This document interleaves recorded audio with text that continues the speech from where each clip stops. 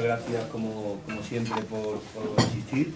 Este es el primer Vandalia del año 2020, que ha venido un poco más tarde de lo habitual, pero lo tenemos y la espera puede decirse que ha merecido la pena. Voy a introducir muy brevemente a José Antonio, a quien por lo demás conocéis perfectamente, para que a continuación hable él mismo unas breves palabras también y entréis inmediatamente después en contacto, en diálogo con él. Yo voy a hacer una caracterización muy general, aparte de lo que se refiere a su obra poética, porque me parece que lo merece, ¿no? Yo creo que en el panorama de la literatura española, César Antonio, no solamente por las responsabilidades que ha ocupado de gestión, es un intelectual de primerísima línea, es un escritor total que ha cultivado todos los ensayos, todos los géneros, el ensayo, en menor medida la narrativa, muy especialmente la poesía y también las memorias, que curiosamente adjetiva de ficción, memorias de ficción, que son 6 volúmenes ya los que lleva publicados. Y bueno, yo en calidad de ensayista le tengo un cariño especial a todos los que amamos las cosas de Portugal, aquel libro ya antiguo, yo creo que es de los 80, sobre el iberismo, que es un libro verdaderamente imprescindible para todos los que se ocupan de esa gran corriente con el país hermano, pero por citar 2 títulos más recientes, por ejemplo, La caza de los intelectuales, que es un libro bastante más reciente, o el muy reciente, La democracia suicida.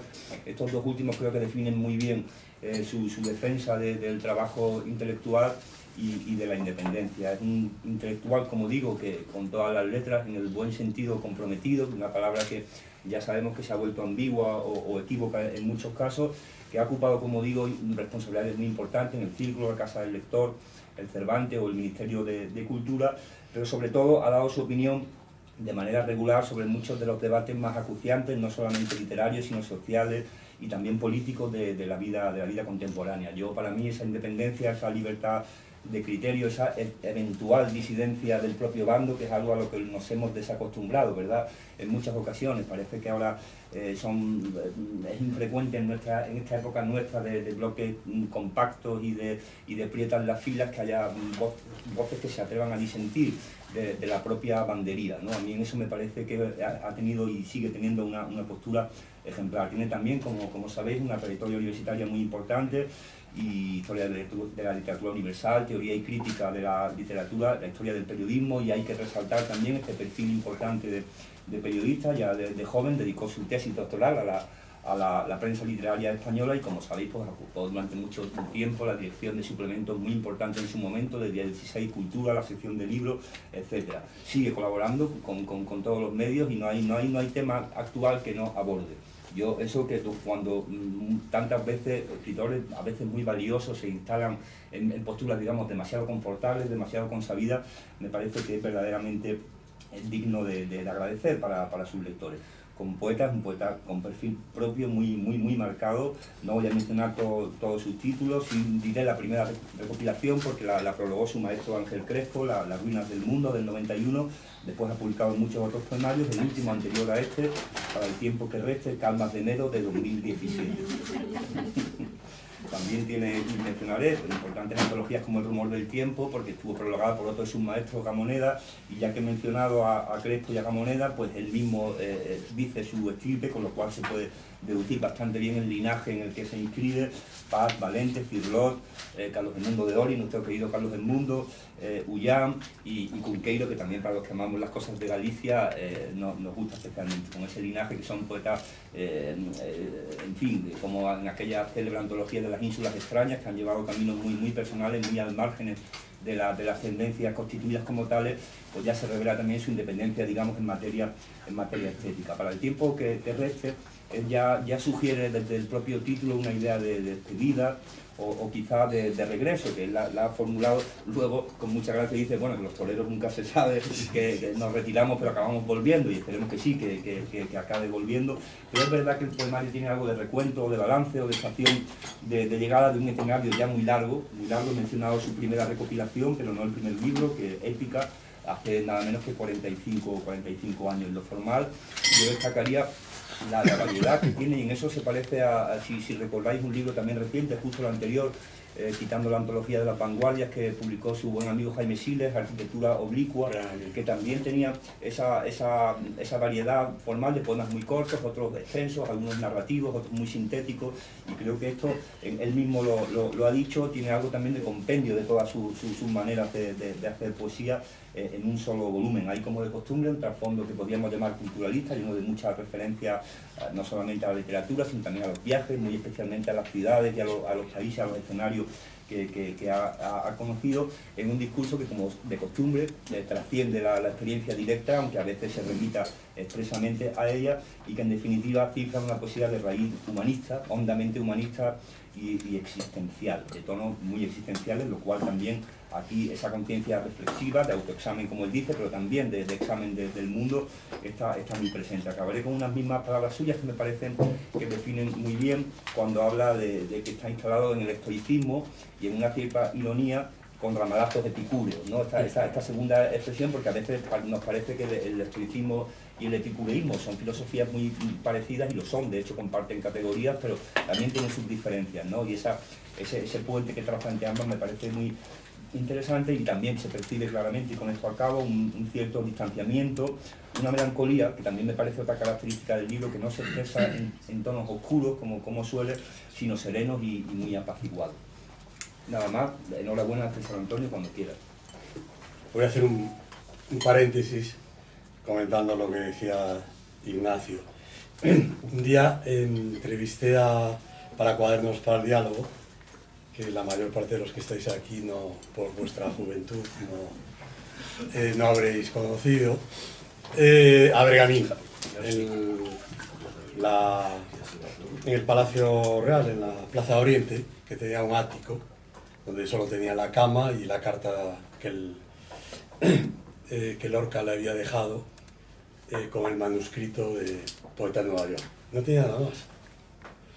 Y entonces él había quedado con Paula en la taberna que estaba allí al lado. Y bueno, yo lo acompañé y estuve un rato, ¿no? Y entonces, entre las muchas cosas que comentaron, Paula dijo: lo mejor es retirarte, porque una vez que dices que te retiras, todo el mundo habla bien. Y cuando dices que vuelves, todo el mundo habla mal. Y entonces por eso yo estoy yéndome y viniendo permanentemente por quererte y tal. Con la poesía creo que sucede lo mismo. Dices, yo me retiro, yo acabo. Poeta maravilloso, extraordinario. Pero dime, que se avecina, que este vuelve. Pumba, vamos a darle. En fin, bueno, agradeceros que estéis aquí. Yo he hecho, como sabéis, cientos de ruedas de prensa. Es la primera vez que hago una rueda de prensa sobre un libro de poesía, lo cual me maravilla, me encanta y me sorprende en el buen sentido. Yo tengo que darle a Ignacio Garmendia no solo las gracias, y no es como siempre el autor, el editor y todo eso, no, es que es la verdad, porque yo a Ignacio personalmente lo acabo de conocer ahora mismo, o sea que, y llevamos varios meses, el libro va, el libro viene, lo hemos hecho todo muy fluido, y me he encontrado con una persona extraordinaria, de sabiduría, de paciencia, de entrega, de amistad, de todo. Y creo que eso hoy es fundamental en cualquier editor y más en la poesía, en la que todos somos gentes sensibles y nos gusta que nos cuiden, ¿no? Y por eso es que le estoy agradecido muchísimo y reconocido y por la colección y todo lo que ha hecho, pero especialmente por eso, ¿no? Porque una persona a la que no conocías personalmente se haya portado de semejante manera, ¿no? Y ya digo que todos los libros de poesía, pues, en fin, las editoriales que he ido publicando, pues ha estado muy bien, pero esta vez es que es muy importante que encuentres a una persona que, aunque no te conoce personalmente, te conoce porque te ha leído, comparte contigo muchas de las ideas y que inmediatamente se ofrece para que todo salga lo mejor posible, incluso más allá, ¿no? Por eso mi reconocimiento como a Carmen y en fin, y a la Fundación, por supuesto, y al director de la Fundación, a Pablo y la Fundación Lara, que a través de alguna de sus editoriales, como por ejemplo Destino, donde desde hace 20 y muchos años llevo publicando. En este ida y venida hay cosas, o sea, escribir un libro casi es relativamente fácil. Lo más lioso es tu propia biografía, o sea, la solapa esa, que es una solapa, que es como una cuchillada, ¿no? Porque oye, yo aquí, ¿qué digo? Y no sé qué, o la contraportada, oye, la contraportada, ¿cómo explicas un libro de poesía? Que es lo más difícil que hay. Y sobre todo para el que lo ha escrito, y oye, pero si, ¿qué voy a explicar? ¿Cómo voy a explicar eso? Pero también la portada, ¿no? Para rematar, dice, oye, y además hay que buscar una ilustración de la portada. Y a mí que me gusta mucho, y en la mayor parte de los libros las he buscado, digo, pero ya que puedo... Y además esta portada, que, o sea, este diseño de la colección, que es maravilloso y tal, y exquisito, pero esa exquisitez tiene que coincidir con esa imagen que pones, ¿no? Y si no la sabes ajustar bien, y además que sea simbólica del propio libro, pues... Y tampoco tuvimos mucha duda, ¿no? Porque esta es una imagen que ha estado siempre cercana a mi vida y tiene una historia muy poética también. Está en el siglo XIV, bueno, esta es una imagen, pero lo cuento así. En el siglo XIV, una nave, desde Noruega, llega a las costas de Galicia, a las Rías Altas, que son las mías, a la Ría de la Coruña, y entra y llega a Betanzos. Desembarcan los marinos, que llevarían pues, cosas o irían a la rapiña o lo que fuere, y hay uno de ellos, me lo imagino, que sube a lo alto de la ciudad, se encuentra con las dos iglesias románicas maravillosas, con unos enterramientos extraordinarios, y en el ábside, con un cincel o con algo, dibuja la barca, como si fuera un esboto. O sea que para vislumbrar la barca la tienes casi que tocar, porque esto es un vaciado. O sea, como si copiáramos, porque ya te digo que es difícil verlo si no vas tocando y si no vas viendo toda la imagen, ¿no? Y entonces, ya con las técnicas modernas, lograron sacar toda este relieve y eso, ¿no? Pensar que alguien de hace tantos siglos hizo todo este recorrido vital, ¿no? De que quedara la imagen de la barca, que fuera una especie de esboto para pedir que los buenos vientos, el buen mar, que quedara allí y que a lo largo del tiempo se descubriera, pues ya me parecía que era una historia maravillosa. Pero claro, había que ver cómo la trasladábamos aquí, cómo la decía, qué color. Y eso ya todo es de Ignacio, o sea, toda la buena culpa es suya. Pues ponerlo así ha quedado, creo que ha sido... Y no es una ilustración cualquiera, sino que es una ilustración que para mí significa, no sé si el mejor poema, esto aquí tenéis, o el mejor poema o uno de los mejores poemas del libro, por esta historia, ¿no? Y por eso también es muy significativa.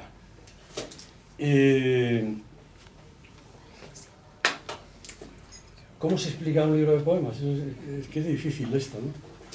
Porque claro, una novela tiene una acción determinada que se va desarrollando, y aunque vaya adelante para atrás, de la memoria y del inconsciente a la realidad, tiene una trama que la va siguiendo. Un libro de poemas, excepto que sea un libro de poemas de un solo poema y que tenga una unidad, que eso es poco abundante en la poesía española y en general, pues un libro de poemas, cada poema es una historia, cada poema es una aventura, cada poema tiene su propia vida, ¿no? Yo creo que hay varias cosas que unen el libro, que han estado presentes siempre en mi literatura, y que es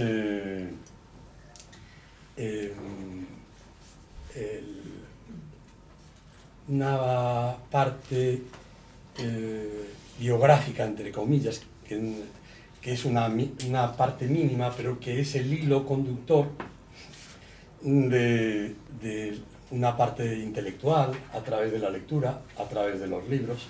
Por eso siempre en mis libros hay muchas referencias a la propia literatura, a la propia poesía, a la botánica, que es una de las cosas que más me gusta, a la naturaleza,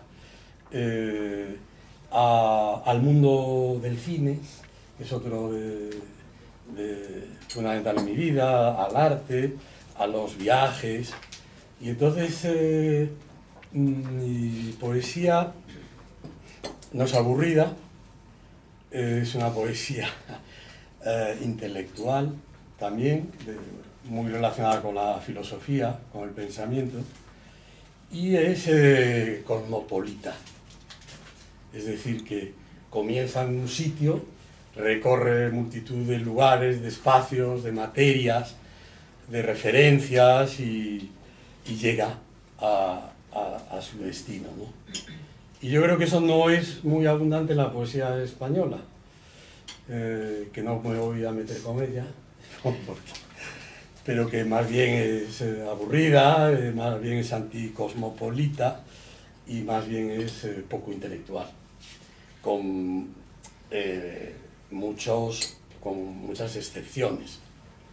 Y por eso yo me siento heredero de Valente, que además era un gran amigo, un gran maestro, de los pocos amigos que le quedó, pero había que entenderlo también como era, de Valente. Octavio Paz, otro gran maestro y amigo, Ángel Crespo, otro gran maestro y amigo, Antonio Gamoneda.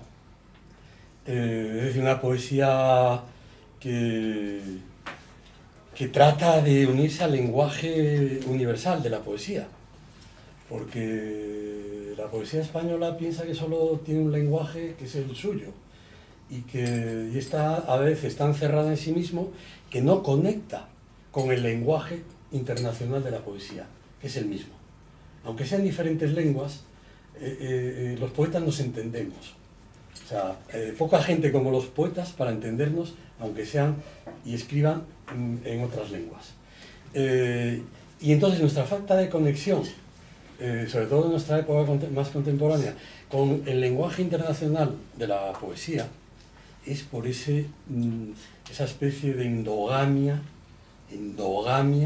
que no es solo en la poesía, sino que es en casi toda nuestra vida, endogamia que no es capaz de salir y de romper este laberinto interior y conectar con el resto de las literaturas, como conectó Juan Ramón, como conectó Guillén, como conectó Salinas, o en otro tiempo Góngora y la mística, ¿no?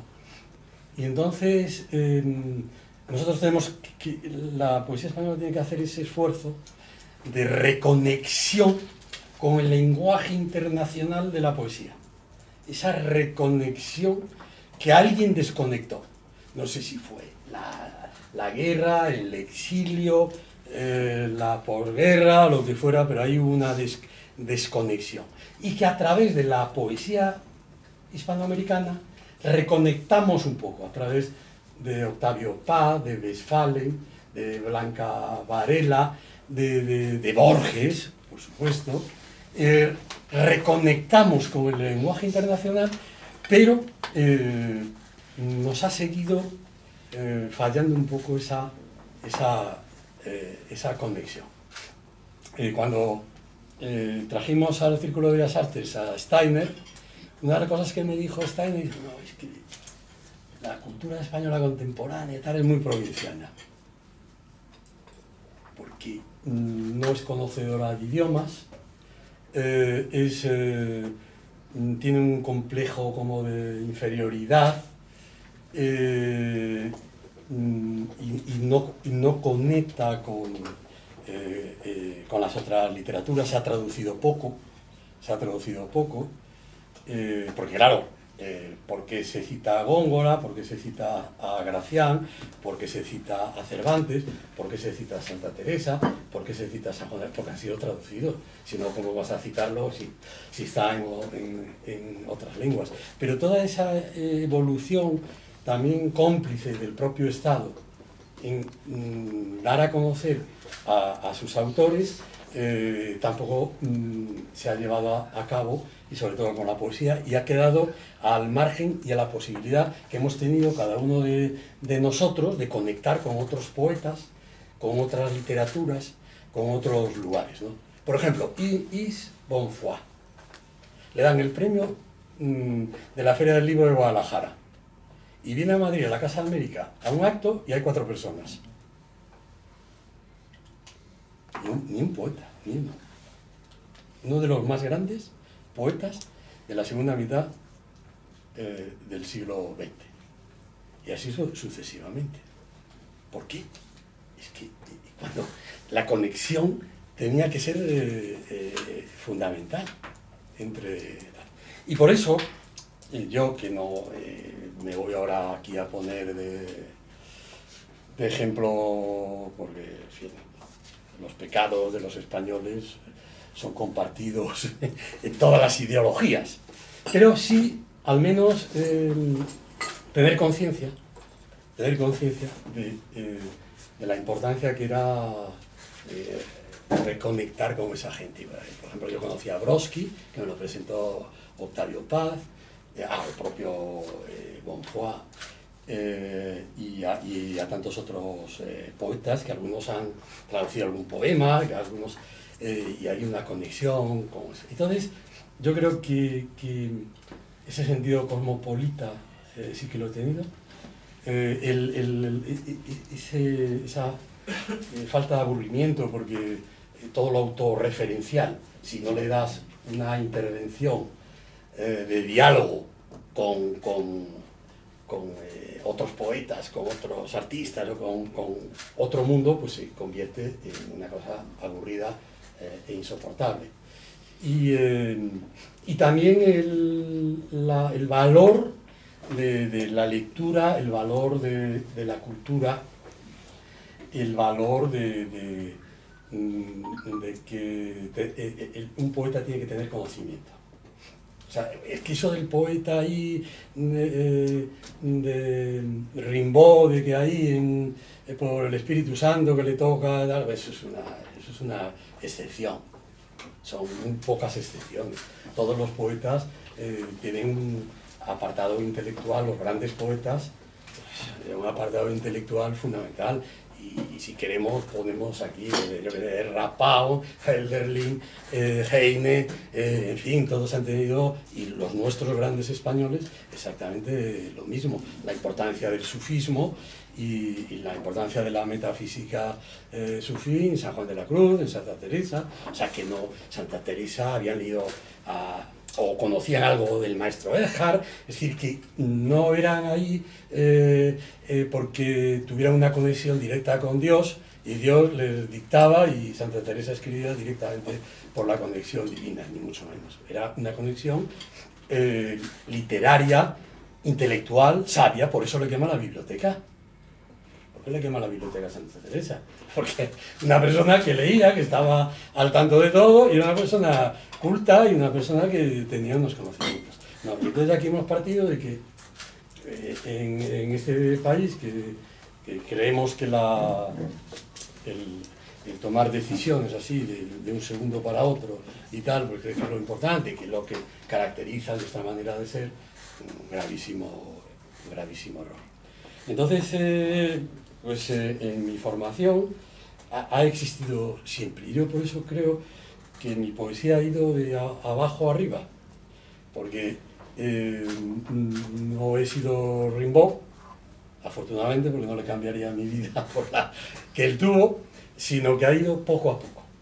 Desde que me vine yo a Madrid en el año 70, venir en viajes, y la primera visita, y los tales lo sabe, a Vicente Aleixandre, que además lo llamabas y te recibía inmediatamente, cosa que jamás me ha vuelto a pasar, ni siquiera con los amigos, que siempre te dan largas, pero con Vicente Aleixandre, y siempre decía, usted siga esta línea, usted siga estas imágenes que usted tiene, pero lea, es fundamental que usted lea. Y yo he seguido eso. Y entonces mi poesía ha ido poco a poco. Cada libro creo que ha ido subiendo. Otro más y tal. Y entonces, este libro pues es como esa sabiduría, pues relativa, porque la sabiduría es inmensa, infinita e inabarcable. Pero bueno, cierta sabiduría que te da el tiempo, la edad, los años, las lecturas y el mundo y demás, pues ya está presente aquí. Y yo creo que tanto mi libro anterior, Calmas de Enero, como este, si se lo enseñara a Vicente Aleixandre, si viviera, diría, oiga usted, qué bien, qué buen alumno mío ha sido. Porque al menos ha seguido lo que yo le dije, lea, usted siga, usted conozca a sus poetas, los contemporáneos, y me sacaba una lista, y también a la gente como nosotros, ¿no? Y eso ha sido importante, ¿no? San Antonio, les dejamos que sí, que hablen. Le acabamos con don Vicente, que no es mal... No es mal inicio. Pues cuando queráis. Bueno, es muy difícil eso, explicar un libro, pero sí puede contar un poco cómo lo armó, ¿no? Porque hay muchos poemas que atraviesan esa idea de balance, de recuento. Entonces no sé si usted tenía... No, mira, yo nunca me he sentado o me he levantado por la mañana y he dicho, voy a escribir hoy un poema. Hoy es miércoles de marzo, no sé qué, o lunes, y no. Eso jamás lo he hecho. Es inconcebible en mí, es impensable.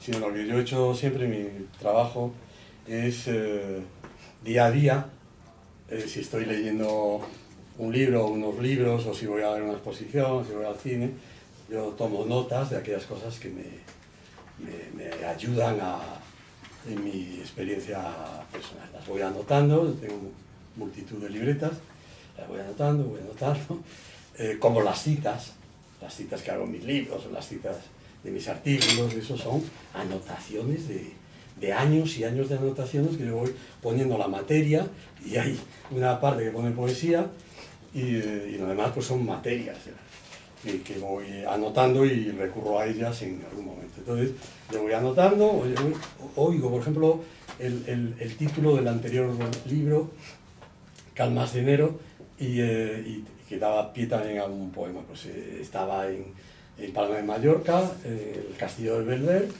en el pleno mes de enero, un tiempo maravilloso, venían unos chicos extranjeros con una chica del lugar, les estaba enseñando el castillo y le preguntaron, ¿y siempre en Palma de Mallorca hace este tiempo en pleno invierno? Y dijo la chica, no, estos son las calmas de enero. Yo saqué mi libreta y apunté calmas de enero. No sabía qué iba a hacer con eso. Lo anoté. Seguimos viendo el palacio, la celda de Jovellanos, y bueno, pues un libro de eso, ¿no? Entonces eso es porque yo creo que la poesía también tiene... tú eres... el poeta es un receptáculo de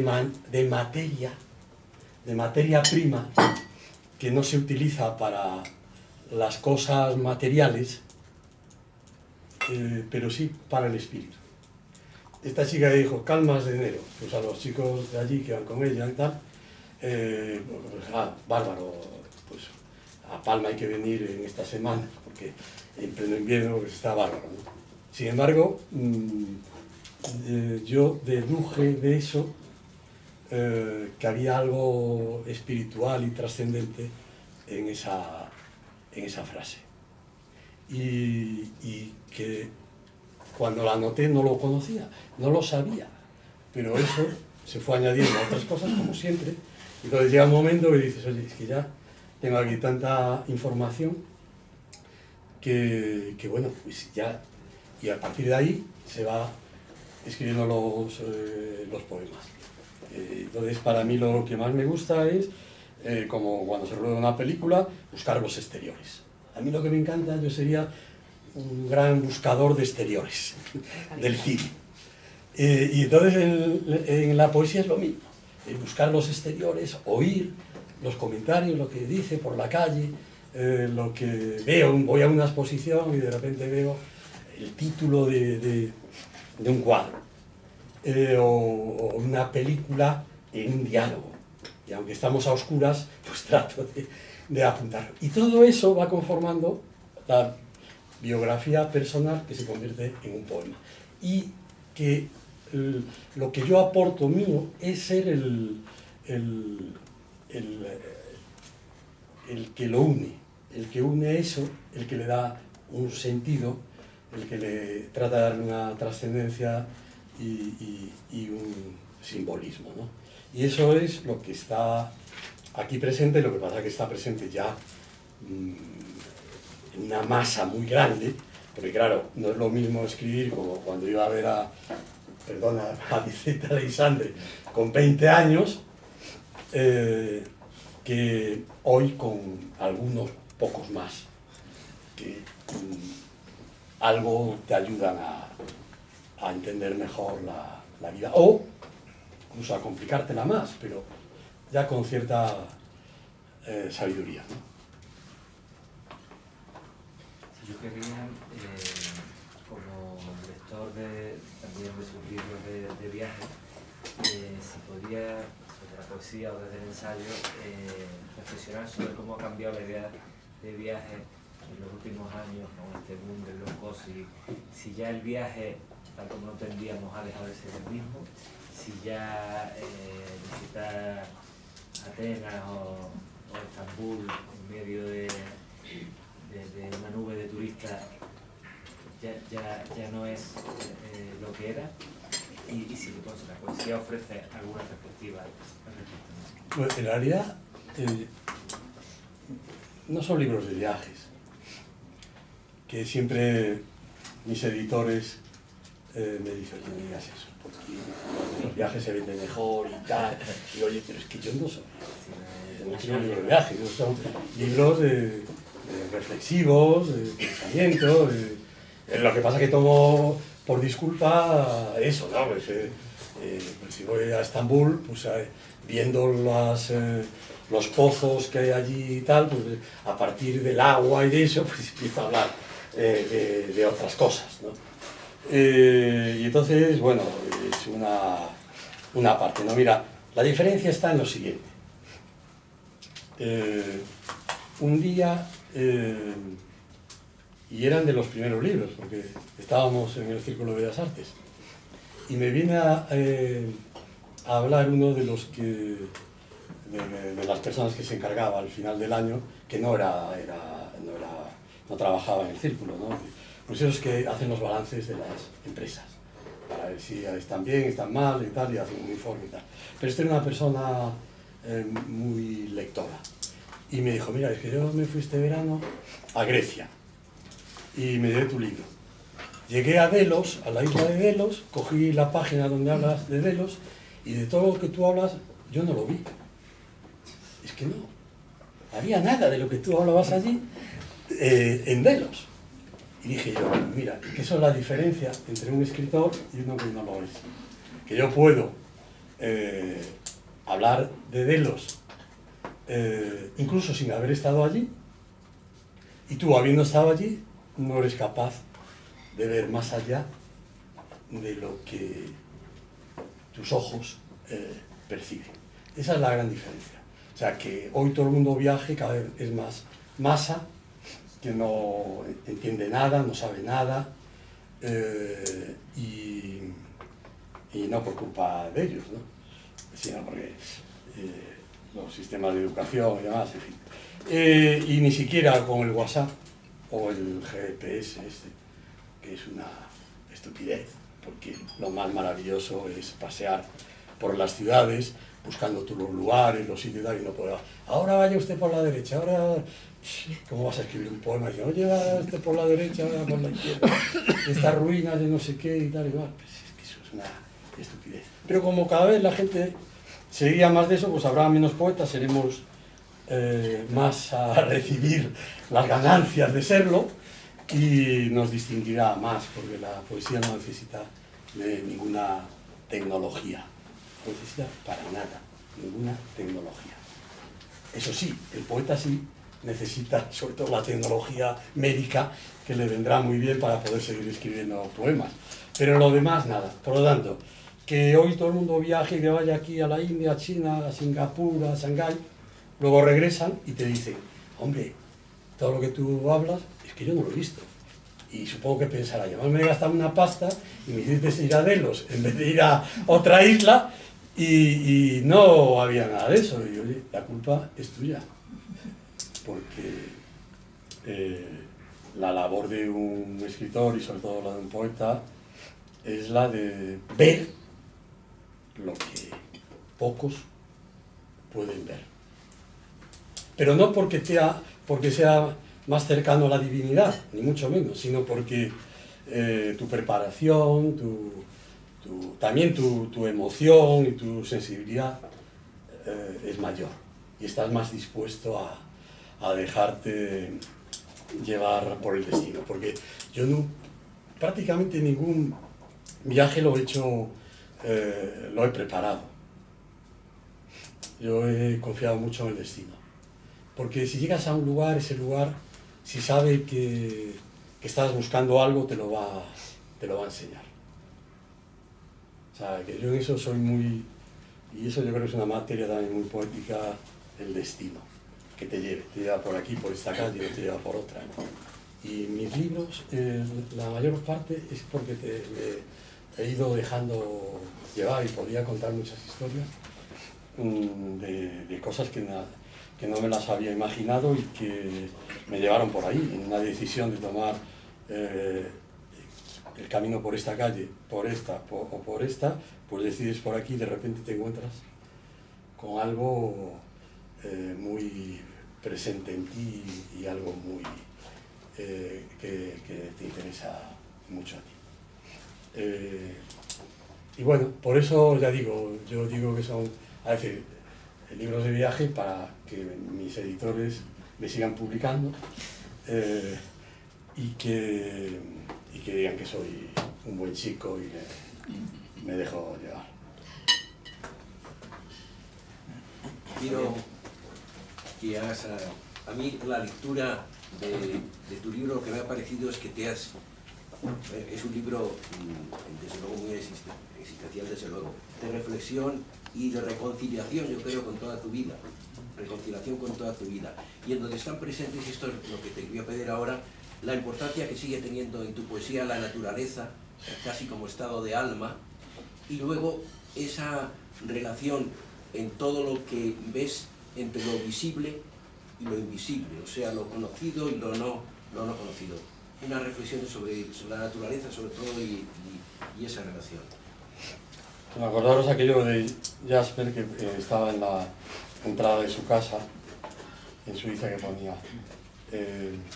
visible o invisible, Dios está presente, y él no era creyente. Yo diría, Dios no, la naturaleza está presente, ¿no? Porque yo pienso como Spinoza me dio a entender, de que somos parte de la naturaleza, o sea que formamos parte de la naturaleza, y la única divinidad en la que participamos es en esa. porque somos una parte de la naturaleza, una parte panteísta. Y como siendo gallego la cuestión panteísta es muy connatural con nuestra manera de ser, claro, yo nací a 100 metros del mar, de la ría, que es la parte menos brava, y el mar abierto, que es la parte de Riazor, de Lorzán y tal. A 300 metros de la Torre de Hércules, que conseguimos que fuera patrimonio de la humanidad, que para mí era un reto grande, porque me había dicho mi madre que si no me podría volver a La Coruña, y eso era tú verás, pero si no, no podrás volver a La Coruña. Entonces una madre que te ponga ese reto, pues el faro más antiguo del mundo, 2000 y pico años, de las playas, de las dunas, de los bosques, de los petroglifos, de los dólmenes. O sea, un niño que nace, que juega en ese ambiente y en eso, ¿no? Y siempre ha estado presente la naturaleza, y siempre he sido un gran defensor de ella a través de todos mis libros, ¿no? Porque además es que la naturaleza puede vivir sin nosotros, pero nosotros no podremos vivir nunca sin la naturaleza. O sea, jamás el ser humano podrá vivir sin la naturaleza. La naturaleza, un bosque se incendia y puede surgir un desierto, pero también es parte de la naturaleza. Pero nosotros ya no podremos vivir de ese bosque, ya no podrán vivir los animales, ya no nos podremos refugiar, ya no podremos filosofar sobre los claros del bosque. Y por lo tanto, evadirnos de esa responsabilidad es peligroso y es criminal. Y entonces, pues mis referentes están llenos de referentes del mar, de las plantas, de los árboles, y de esa fusión entre lugares atlánticos, lugares mediterráneos, lugares desérticos, y creo que eso mi poesía la ha abierto mucho, ¿no? Por esa presencia de la naturaleza, la ha hecho liberar, estar en un espacio liberado, un espacio donde el lector se puede sentir muy libre y acompañado, ¿no? Lo mencionaba yo, César, en lo formal, llama la atención el contraste entre algunos poemas que son muy torrenciales, casi versiculares, ¿no? Sí. Y muy narrativos, y otros que son extraordinariamente sintéticos, ¿no? ¿Cómo te pide el poema una voz u otra? Bueno, eso es... si yo no me comparo a nadie de los que estoy citando, pero me valen para que lo entendamos mejor, ¿no? Picasso era capaz de pintar un retrato realista, de pintar el cubismo, pintar impresionismo, o sea, podía hacer de todo. Un poeta a cierta edad ya puede escribir de la manera que le dé la realísima gana. Y yo he escrito siempre según me pedía el poema, no según... Yo nunca he escrito según he querido yo, sino según ha querido el poema. Entonces, hay poemas pues, que necesitan la blandura y la delgadez, y por eso son así muy esquemáticos, y hay poemas más narrativos que necesitan un aliento distinto. Entonces yo me he ido adaptando, como siempre, a eso. Lo que pasa es que yo en otros libros pensé que si yo tenía 10 o 15 poemas esbeltos y delgados, tenía que acabar el libro esbelto y delgado. Y si eran poemas largos, como en La estancia saqueada, que es un libro del 80, cuando yo hice la mili en Granada, y que todas las tardes me dedicaba a escribir esto en compensación a la Fiscalía de Guerra en la que tenía que trabajar. Pues son unos poemas como Lista Blanca y tal. Pero no porque yo me propongo eso, es que yo con la poesía nunca me he propuesto nada más que el acarrear materiales, añadirlos a mi pensamiento y tratar de describirlos según ellos me pedían. Según ellos me pedían.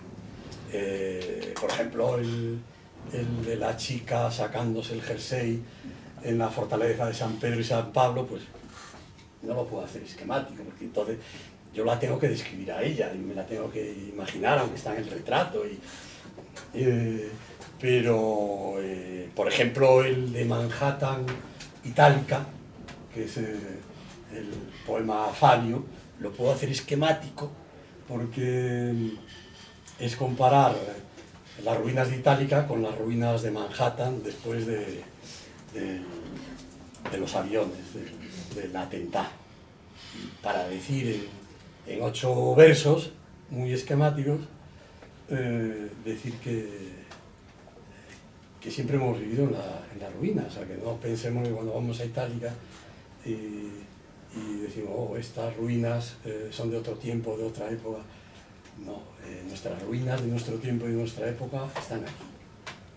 Y mayor ejemplo de lo que pasó, imposible. Entonces ese poema lo podría describir pues cogiendo trozos del poema Itálica, de tal y no sé qué, y podría hablar de referencias de tal, pero yo es que no necesitaba el poema más que esos 8 versos o 7 tal, esquemáticos y ya está. Por otra parte, como las sinfonías, pues hay una parte tremenda, una parte que arrastra, y luego vienen los adagios, que son más tranquilos, más apaciguados, y entonces pues yo ya, sobre todo en este libro, también en el anterior, pero en este libro, consideré que ya podía manejar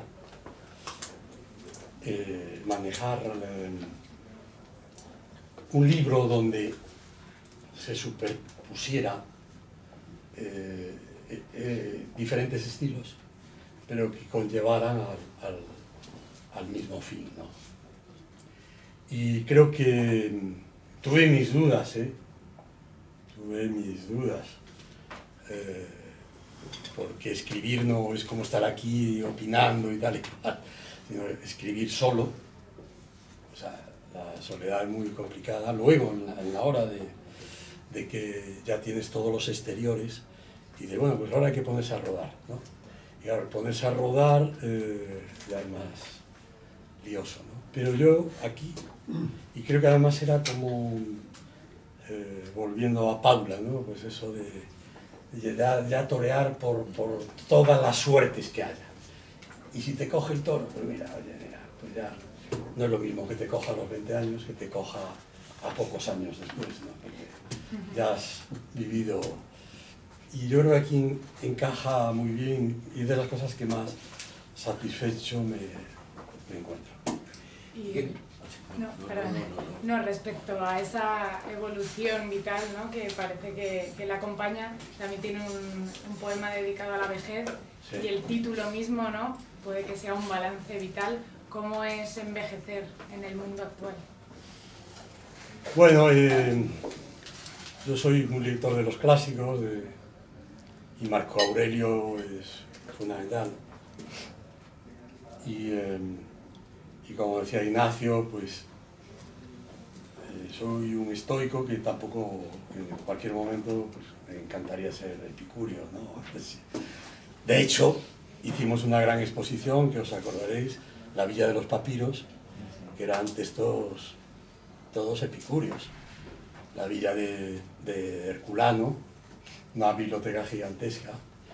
Y bueno, pues ahí, para hacer la exposición, que viajamos varias veces allí, incluso entramos en la Villa de los Papiros a riesgo de nuestras vidas, porque es como excavar, ir en una cueva, pues todos eran textos epicúreos.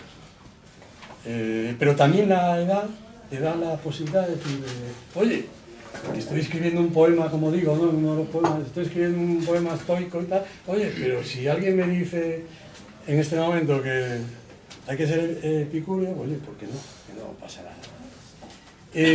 Bueno, cada tiempo y cada época, sobre todo tenemos que ser conscientes, yo creo que hay que ser conscientes, ¿no? Y además a la poesía todo le viene bien, o sea que el envejecer es una materia poética fundamental, o sea, es fundamental. Por ejemplo, Paul Valéry, ¿cuándo es un gran poeta Paul Valéry? Cuando es mayor, cuando ya es un viejo. Y a tantos y tantos poetas, ¿no? Porque eso es una materia poética, o sea, ver la vida ya, como decimos en la contraportada, ya un poco de vuelta de todo, un poco que ya no nos sorprenden las cosas, que nuestra mirada ya es una mirada distinta y que podemos afrontar ese tránsito con cierta seguridad, entre comillas. Pero, entonces, la vejez para la poesía es fundamental, eso es fundamental. Y hacer ironías como yo hago con ella, ¿no? Como hago con los médicos que me atendieron una vez y que pasé por la UBI, o médicos masculinos o médicos femeninos, ¿no? Y entonces, pues, algunos de los poemas, irónicamente hablando con ellos, y en ese poema, sobre todo, que se titula En la medicina no hay romanticismo. Porque claro, ahí no, o sea, es las ironías que gastas, las tal, no te entienden, ¿verdad? Y bueno, pues recorres unos espacios que no había recorrido, como Milos, uno de los poetas que yo más admiro, cuando vuelve a Cracovia y vuelve con su mujer americana, y ella vuelve a Estados Unidos para hacer unas cosas, se pone enferma y la ingresan en el hospital, dicen que no tiene remedio y él se va con su médico de Cracovia a él, y entonces él hace el poema de Orfeo y Eurídice en la visita que él hace al hospital a ver a su mujer. Si no se hubiera puesto enferma, una cosa terrible, pero de ahí el destino que solo puede percibir el poeta, pues no hubiera escrito ese poema, no hubiera penetrado en todos los entresijos del hospital, de tal, y hace un poema extraordinario, desde su vejez, desde los 80 y tantos años, que le sucede ese acontecimiento con esta mujer que tiene 40 y tantos años, y él con 80 y tantos años, que se supone que ya se vuelve a Cracovia para preparar su muerte, y esta chica que lo acompaña, con 40 y tantos, se muere. Y él baja a buscar a Eurídice a los infiernos del hospital. Y eso, pues te lo da también la poesía, esa posibilidad. Entonces hay que aprovechar todo lo nuevo que te va a ofrecer el tránsito por esta edad.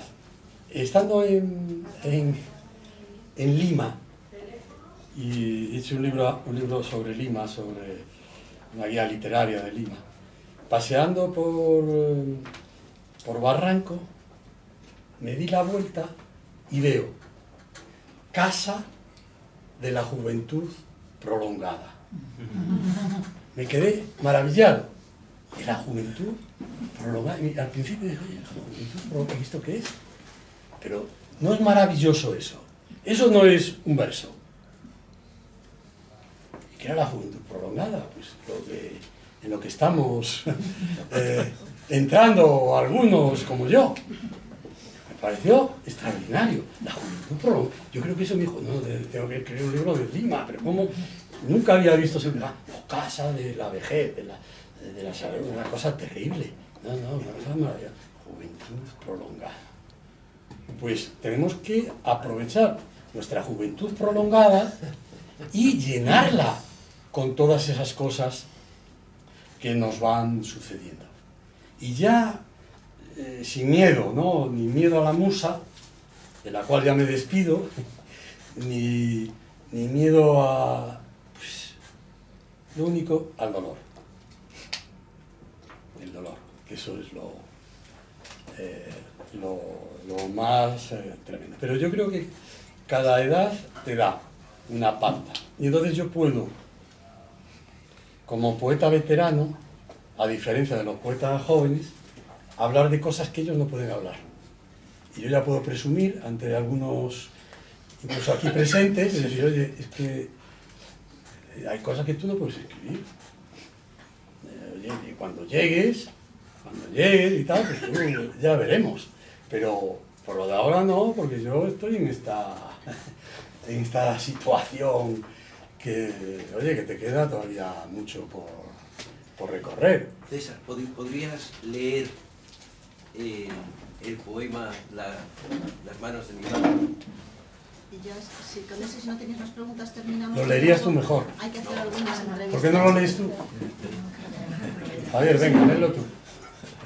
Javier es el mejor lector del mundo. Pero para que queda para radio. Vale. Claro, para la voz. Vale. Sí, y con eso terminamos, ¿no, Sí, Carmen? porque tenemos que hacer varias entrevistas ahora a continuación.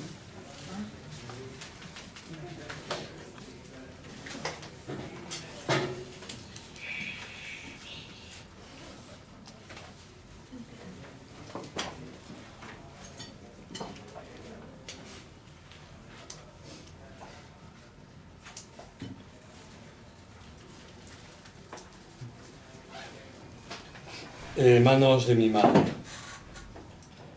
Manos de mi madre. Sus manos, el primer rostro suyo. La espera, un encantamiento. Yo era el que esperaba.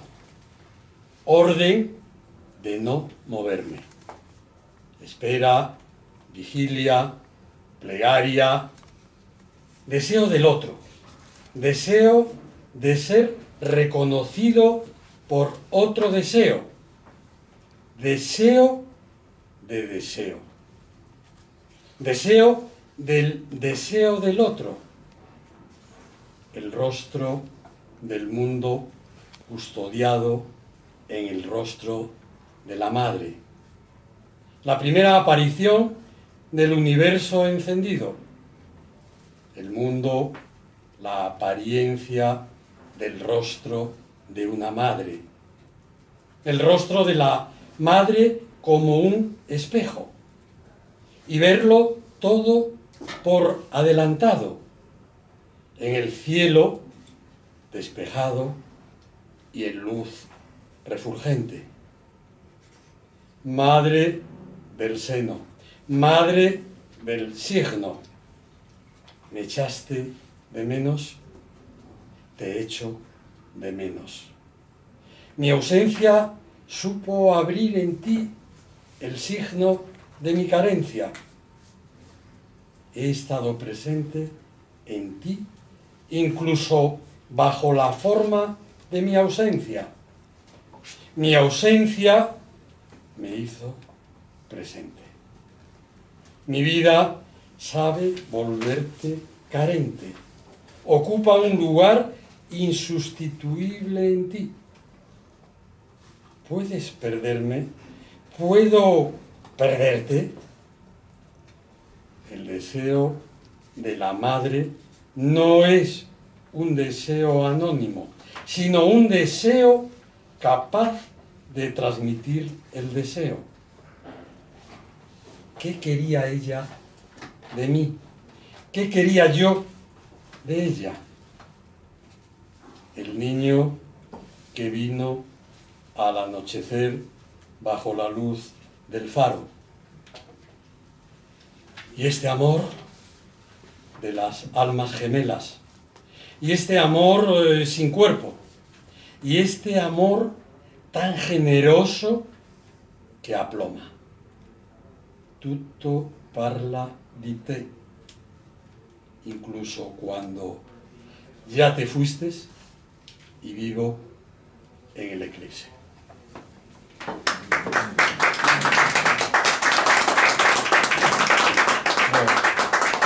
Muchas gracias, César Antonio, y gracias a todos vosotros. Gracias. Si queréis hacer una entrevista, nos quedamos aquí un momento, ¿vale? Primero. La semana que viene estoy... Compañera. Manolo, tendrás...